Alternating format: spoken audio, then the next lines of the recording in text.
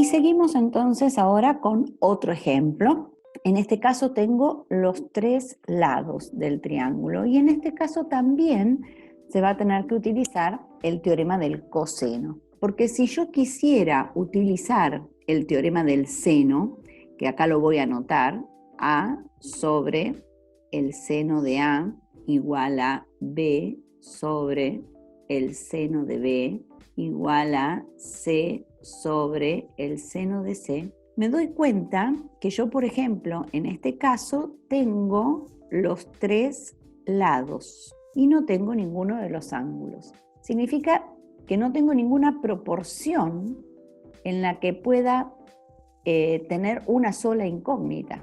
Por ejemplo, si yo considero esta proporción, tengo dos incógnitas, es decir, que no puedo calcular dos incógnitas. Despejo una y la otra me quedaría sin poder despejarla. Y si yo considero esta proporción, también tendría dos incógnitas, o sea que tampoco me sirve, no lo puedo aplicar.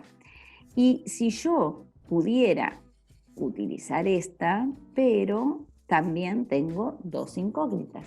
Por lo tanto, no me sirve el teorema del seno, no lo puedo utilizar. Voy a tener que utilizar el teorema del coseno, pero no para calcular un lado, como hasta ahora, sino para calcular los ángulos. Entonces yo tengo que hacer un razonamiento. Yo voy a tener que calcular el primer ángulo por el teorema del coseno en forma obligatoria. Cuando yo ya tenga un ángulo, suponiendo que calcule A, voy a tener lado A y ángulo A, voy a poder seguir calculando por el teorema del seno, por ejemplo. O si calculo el ángulo B, lo mismo, voy a tener B con B o C con C, y voy a poder entonces utilizar el teorema del seno. Pero el primero lo voy a tener que usar, sí o sí lo voy a tener que calcular por el teorema del coseno y no tengo otra opción. Entonces pienso, ¿podría calcular todo por el teorema del coseno? Sí, puedo calcular también todo por el teorema del coseno. Lo que pasa es que la fórmula del teorema del coseno es más complicada que la del seno. Entonces, si yo quiero simplificarme las cosas, podría aplicar el coseno una sola vez y después los demás calcularlo por el seno. Sería lo más sencillo. Entonces, como voy a calcular un solo ángulo por el teorema del coseno y lo demás por el teorema del seno, me conviene calcular por teorema del coseno aquel ángulo que tenga la posibilidad de ser obtuso. No sé si va a ser obtuso o no, pero así me lo saco de encima y sé que los que me faltan van a ser agudos y no voy a tener ningún inconveniente en calcularlos por el teorema del seno. Por lo tanto, si yo acá tuviera que calcular un ángulo que tiene la posibilidad de ser obtuso, aunque no sepa si lo va a hacer o no, es el ángulo A. ¿Por qué? Y porque a mayor lado se opone el mayor de los ángulos. En este caso, el lado A es el más grande y esto me está indicando que el ángulo A es el más grande de todos. Es decir, que si el ángulo A es obtuso, lo calculo por el teorema del coseno, me lo saqué de encima y todo lo demás lo puedo calcular por el teorema del seno. Y si el ángulo A llegara a ser agudo, listo. Los demás no pueden ser obtusos porque no pueden ser más grandes que el ángulo A. Entonces puedo calcular el ángulo A por el teorema del coseno y quedarme tranquilo que cuando calcule el B y el C por el teorema del seno no voy a tener ningún inconveniente. Eso es una opción. La otra es calcular todo por el teorema del coseno, tampoco sería problema. Y la tercera opción es dejar justamente el ángulo A, que tiene la posibilidad de ser obtuso, dejarlo para el final. Entonces calculo cualquier ángulo, después por el teorema del coseno, calculo otro cualquiera por el teorema del seno y al final de todo dejo para restar de 180 el ángulo que tiene la posibilidad de ser obtuso. O sea que al que tiene la posibilidad de ser obtuso o lo calculo al principio por el teorema del coseno o lo calculo al final restándolo de 180. A mí no me gusta mucho restar de 180, yo prefiero calcular todos los ángulos por separado y después sumarlos para ver si da 180, porque si los calculo por separado y cometí algún error, ahí me puedo llegar a dar cuenta. Bien, bueno, entonces empezamos a calcular el ángulo A por el teorema del coseno. Y como nosotros sabemos que en el teorema del coseno, el ángulo que aparece al final de la fórmula como coseno de, ese ángulo tiene el mismo nombre que el lado que está al principio de la fórmula. Es decir, que si yo quiero que aparezca el coseno del ángulo A para poder calcular el ángulo A, tengo que poner la fórmula que empieza con A cuadrado.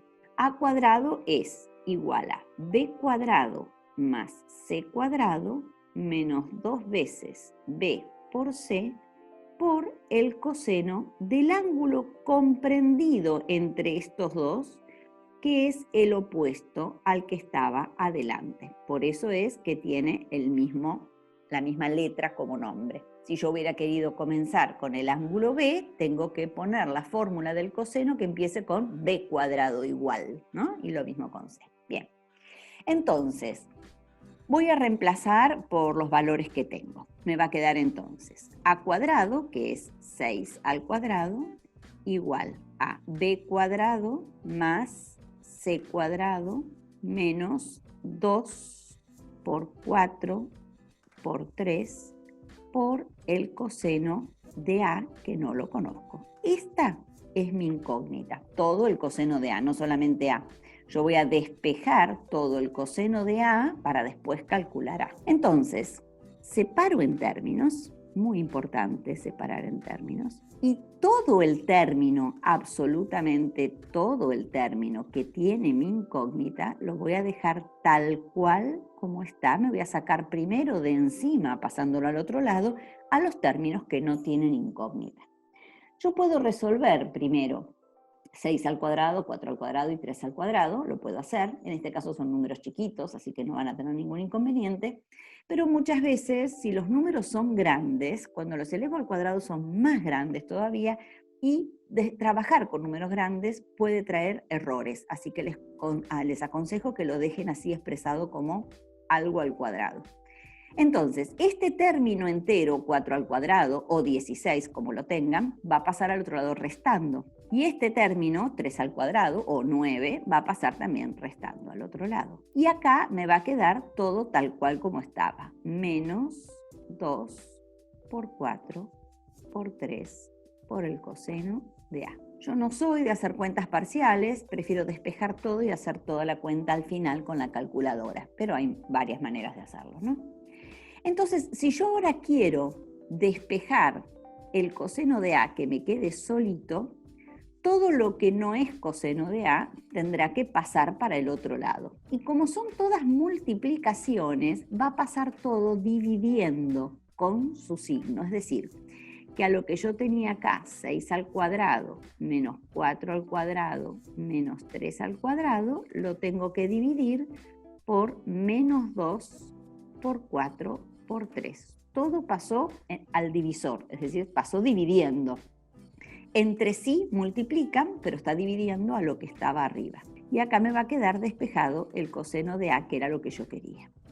Bueno, para hacer esta cuenta con la calculadora, o bien hacen la cuenta del numerador por un lado y del denominador por el otro, o bien tienen que poner paréntesis en la calculadora para que les haga la cuenta correcta.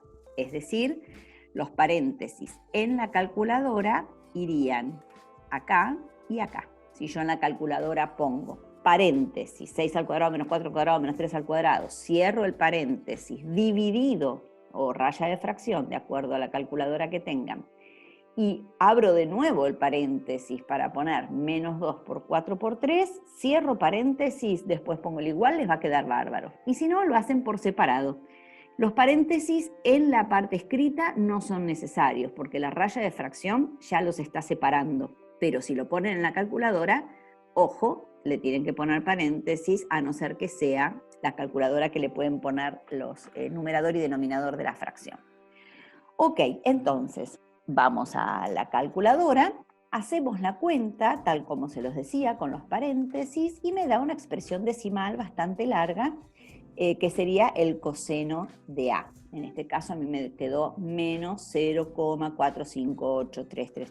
Bien, no me interesa esa cifra porque yo directamente tengo que hacer el arco coseno de este valor para calcular directamente el ángulo A, que es lo que a mí me interesaba. Así que yo voy a poner directamente A, y en la calculadora a esta cifra que tengo acá le hago Shift coseno de answer. ANS, recuerden que es la abreviatura de answer, y toma todo lo que está en el visor en este momento.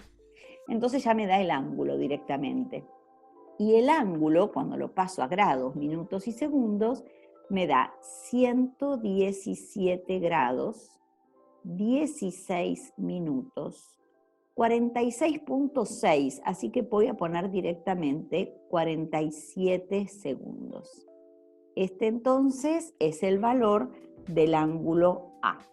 Bueno, ahora tenemos que calcular los otros dos ángulos. Y como me resulta más fácil el teorema del seno, es más sencillo, lo vamos a hacer entonces por el teorema del seno. Ahora tengo entonces, además de A, B y C, tengo el ángulo A. Por lo tanto, cuando yo escribo la fórmula del teorema del seno, se darán cuenta que yo puedo utilizar esta razón, que ahora la tengo completa porque tengo el ángulo A, por lo tanto le puedo calcular el seno cuando yo quiera, y tengo además los otros dos lados. Entonces, si yo tomo esta proporción, puedo calcular B sin ningún problema, porque de los 4 valores tengo 3 datos.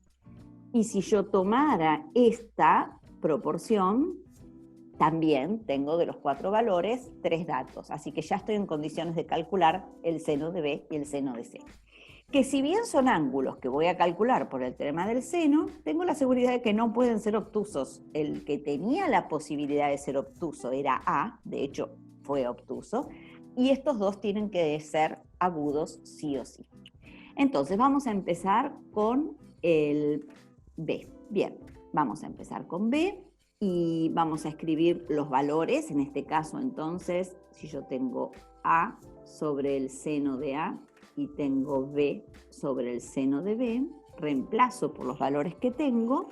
A vale 6 centímetros, recuerdan, no ponemos los centímetros, sobre el seno del ángulo que acabo de calcular, que era 117 grados, 16 minutos, 47 segundos.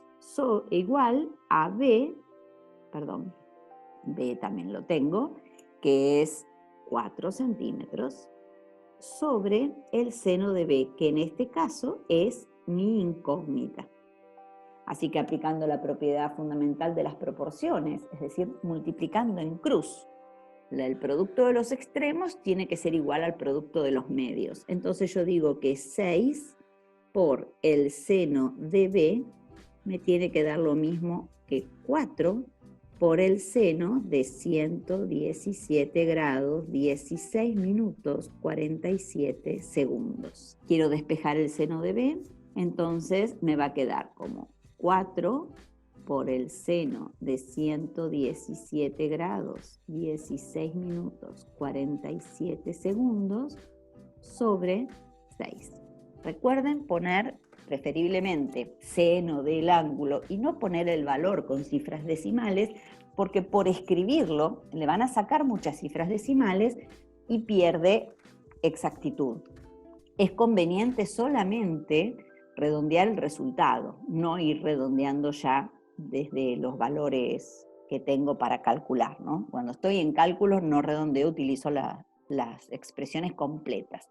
Así que voy a la calculadora, pongo directamente lo que leo, 4 por el seno de 117 grados, 16 minutos, 47 segundos, dividido 6. Obtengo un valor que es el valor del seno, así que tampoco lo voy a anotar, pero yo sé que para calcular B necesito hacer arcoseno de esto que tengo en la calculadora. Por lo tanto, en la calculadora escribo Shift seno, o segunda función seno, o inversa seno de answer, que es el valor que tengo escrito en la calculadora. Eso ya es el ángulo, así que a eso le pongo grados, minutos y segundos, y me quedó 36 grados, 20 minutos, 9,6, así que le voy a poner directamente 10 segundos. Este es el valor de B.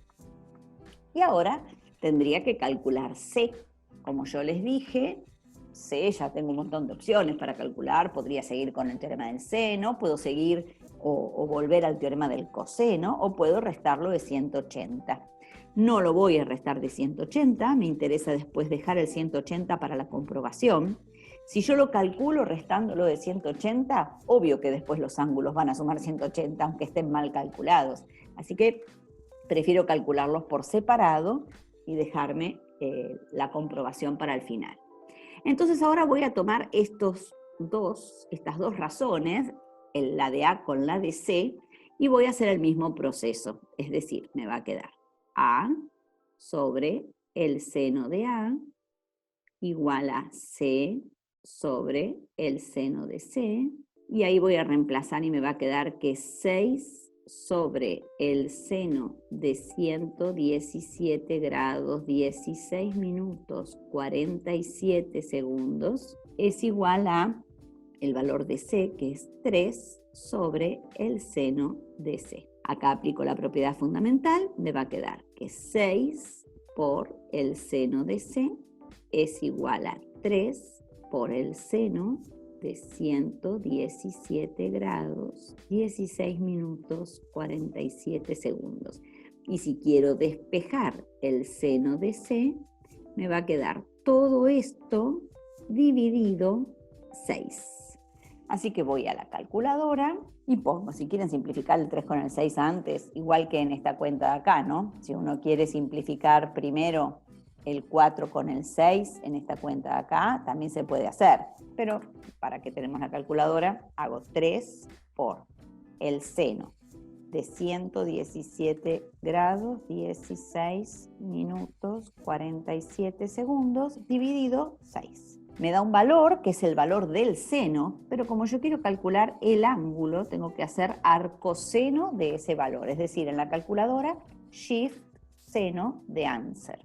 Lo paso a grados, minutos y segundos y me queda 26 grados, 23 minutos y en los segundos me quedó 3,4, así que le pongo 3. Bien, estos serían entonces los 3 ángulos ya calculados. Hasta acá terminamos con el cálculo.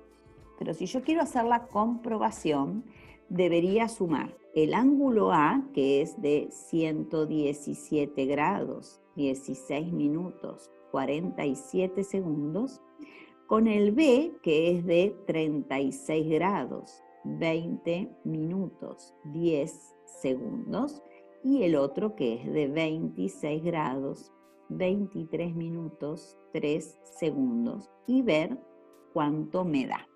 Vamos a hacer la cuenta con la calculadora. Y al ingresar los números en la calculadora y sumarlos, me dio 180 grados, 0 minutos, 0 segundos. Puede haber a veces alguna variación en algunos segundos, inclusive en algunos minutos, y es totalmente aceptable. Ahora, si la diferencia es muy grande, por supuesto es que cometimos algún error. Bueno, entonces hasta acá serían todos los ejemplos que más o menos tienen que ver como para poder después trabajar solos. Nos vemos en el próximo video.